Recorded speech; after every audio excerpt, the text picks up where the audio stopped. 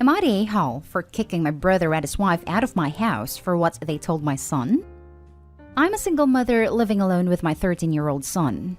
My brother and his wife moved in with us over 2 weeks ago since they lost their apartment because of unemployment. My sister-in-law has been having conflicts with my mom, so I was the only one that was willing to help out.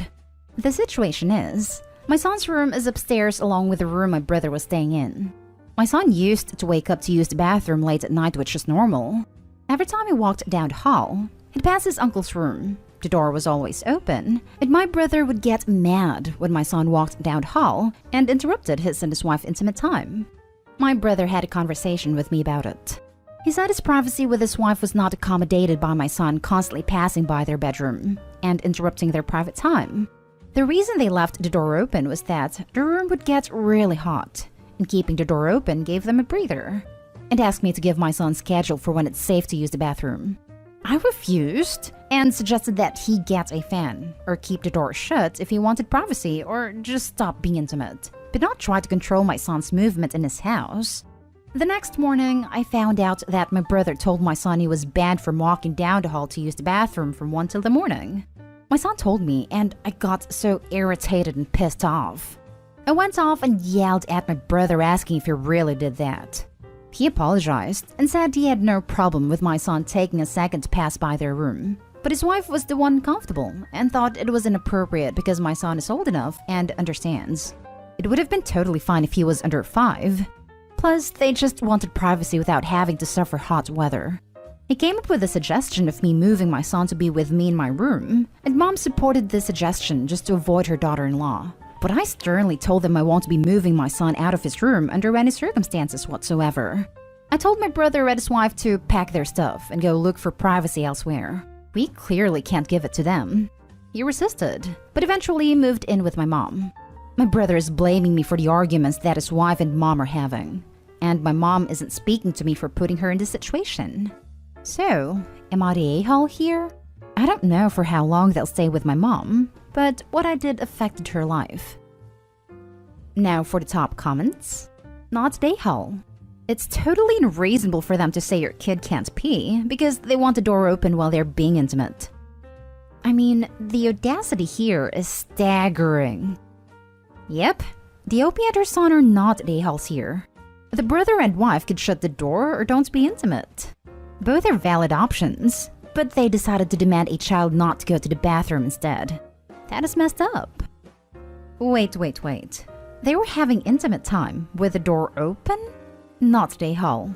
I'd kick them out the second time they'd leave it open after telling them to close the door, because there is a 13-year-old kid in the house for God's sake. My brother mentioned this wasn't good for my son too, but his request was unreasonable. Besides the fact that he told my son he was banned from using the bathroom late at night and steamrolled my opinion. Not the a-hole. You didn't choose to put your mother in that position, so your mother can't be blaming you. And your brother and your sister-in-law are a-holes for trying to ban your son from going to the bathroom. Not the a-hole. They could have easily closed the damn door, or maybe opened a window. A fan is another option, as you said. There were many ways in which to make this work for everyone, with them having the door closed. They just needed to be catered to, you know, while you were bending over backwards to help them by letting them stay with you. There was zero reason to move your son's room, and zero reason he would have to change his habits here because of them. They're by far the a-holes. Now for the next story. Am I the a-hole for not giving my girlfriend equity of my condo? My girlfriend and I have lived together since August 2019 in a rental condo. My income is $320,000 and hers $37,000, and we split our monthly rent of $2,300 so that I pay $1,600 and she pays $700. I pay for our internet cost of $100 a month, and we have no other shared utilities since the unit has heating/water included. My girlfriend works about 30 to 35 hours per week at a job that I got her through my connections, and I work between 60 to 100 hours per week working 2 jobs. As a side effect of this, she takes care of most of the household tasks and cooks most of our meals. She spends about 1.5 hours per day doing household chores and cooking.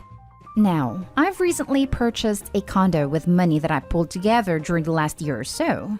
Sadly, COVID keeping us at home lets me save up a decent down payment. I also was able to buy a car last year to help us get around safely during the pandemic. We also used that car to teach my girlfriend how to drive. The condo I bought was $970,000. It is in one of the most desirable neighborhoods in our city, and it's a 1,050 square foot, 2-bedroom plus den, 2-bathroom unit. An upgrade from our current rental unit that is about 750 square feet, which is a 1 plus den with 2 bathrooms.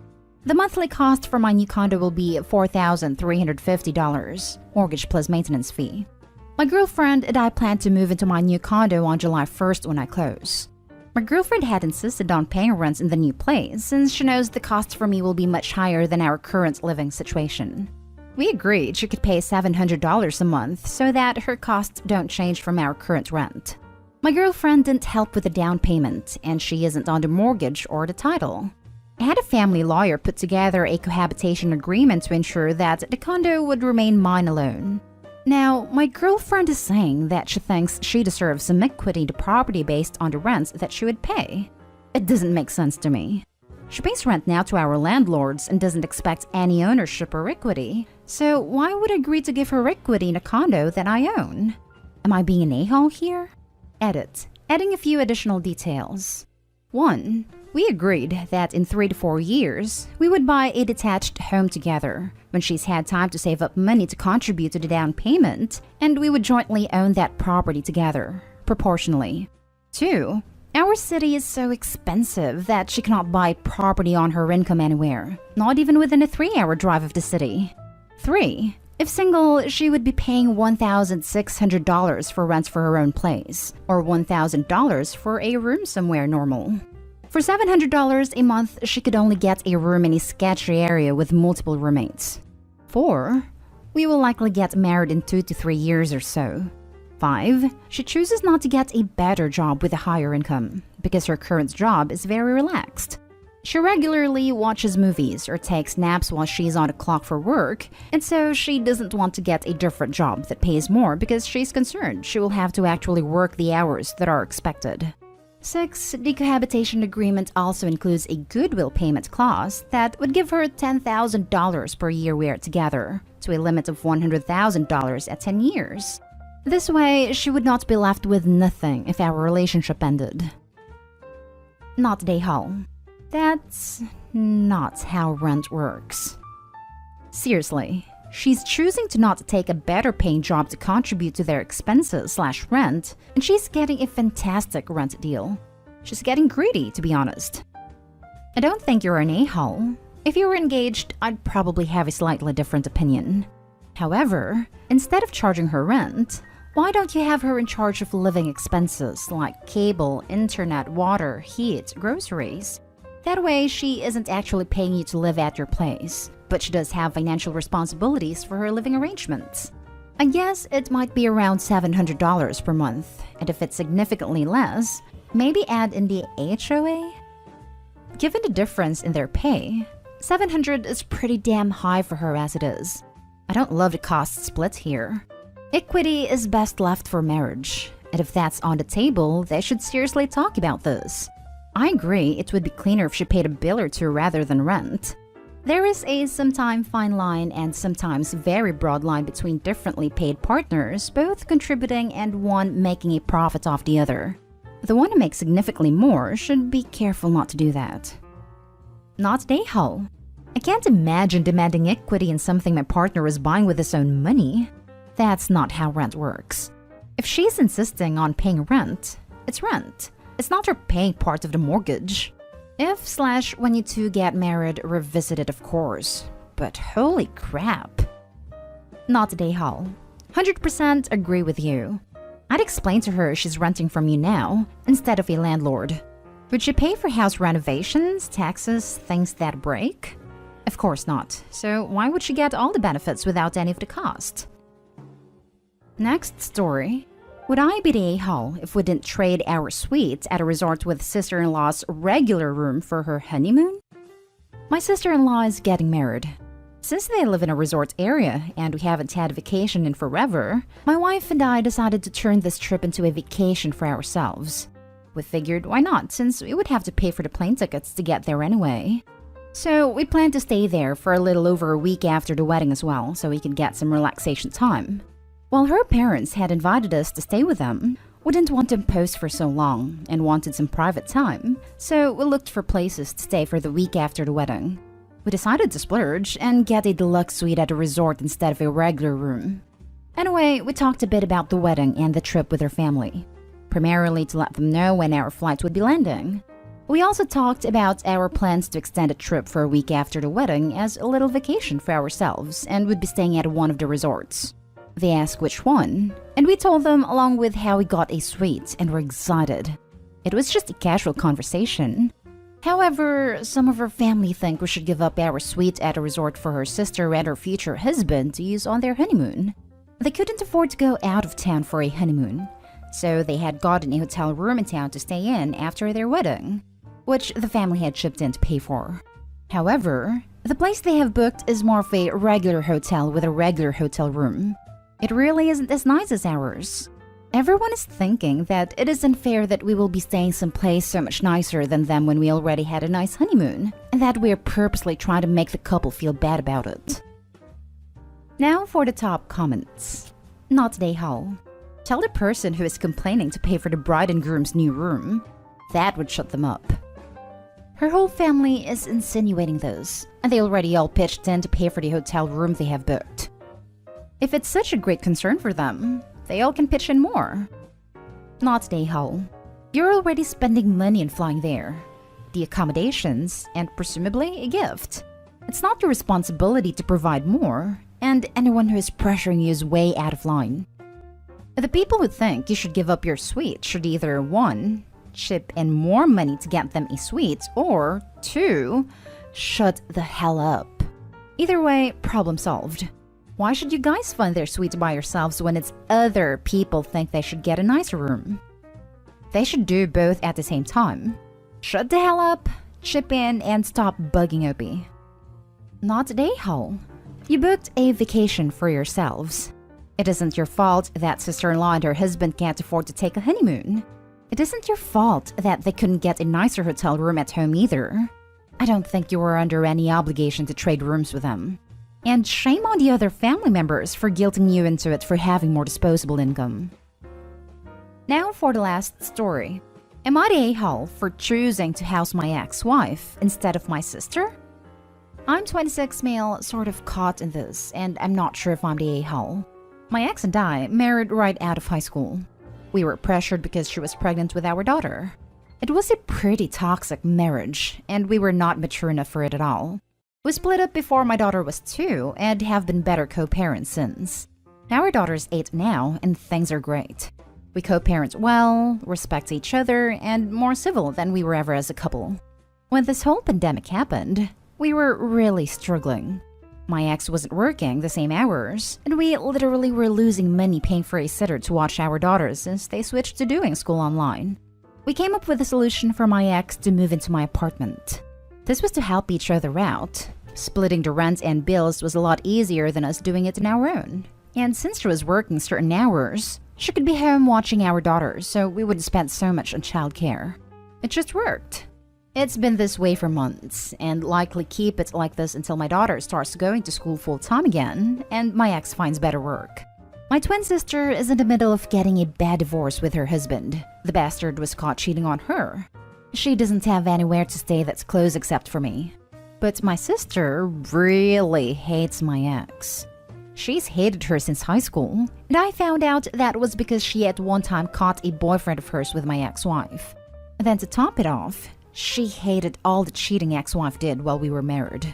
I'll say though, we were both constantly cheating throughout our marriage.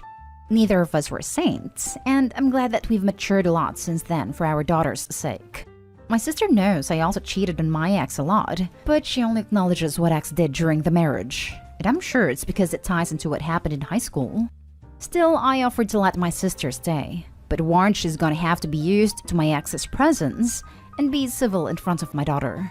My ex doesn't care if my sister stays here. She knows the situation, and it's not like she holds anything against my sister's feelings. But my sister absolutely refuses to stay here unless my ex leaves. It's what she's pressuring me to do now because I should understand the feelings this brings up. And yeah, I do. But that was also a long time ago. Plus, we're relying on each other right now. My sister gave me the ultimatum. Either it's my ex or her. And I told her it's going to be my ex because she can't afford to live on her own right now, and that's going to negatively impact our daughter in the long run. I'm being labeled a piece of crap brother now by her for not willing to help her in this situation. Right now, she's having to pay to stay in a motel and keeps telling me she'll end up broke this way because there's no one who can take her in. I just feel bad for the situation and wondering if how I handle this makes me the a-hole. Not the a-hole at all. Your primary responsibility is to your daughter. Supporting her and providing her with a safe and loving living situation is literally a non-negotiable. Providing housing for your sister is just a nice thing to do, and you're even willing to do it. Your sister just wants you to be a piece of crap father by tossing eggs, and against the daughter, out. She's very entitled. No, not my daughter. My sister adores her. The issues are only with my ex-wife. Yeah, but it sounds like your sister, her aunt, isn't actually caring for her by refusing to be reasonable/respectable to her niece's mom. It's actually pretty terrible that she's refusing to put your daughter's well-being above her own. I really hope you understand that this isn't a jab, OP. It's a fact. Your sister doesn't respect your daughter's need for her mother to also be safe and stable. It seems like your sister would rather your daughter not have her mother around than her have to find new accommodations. Not a-hole. You're housing the mother for your child, and your sister wants you to kick her out. Even though you aren't married, you're always going to be a part of each other's lives. Your sister is also conveniently choosing to ignore the fact that you cheated, so that she has a reason to not like your ex-wife. Your sister's not acting like an adult here. She has no say in who gets to live at your house. You're even offering to let her live at your house if she can just behave. She's choosing to stay at the motel. She's choosing to spend that money. Not a-hole. You offered to help your sister out. She just doesn't like the terms. I guess she doesn't need a place to stay that badly. She is a serious a-hole for making you choose. It is awesome that you and your ex have worked out a system that really benefits your daughter. Good job making her your #1 priority. Like, I wish it didn't have to be choice. I get right now she's in a really bad spot and I want to help. I can't financially, so this would have been the only way to be able to. I'm glad we did too. It's taken off a ton of stress and my daughter's enjoying it.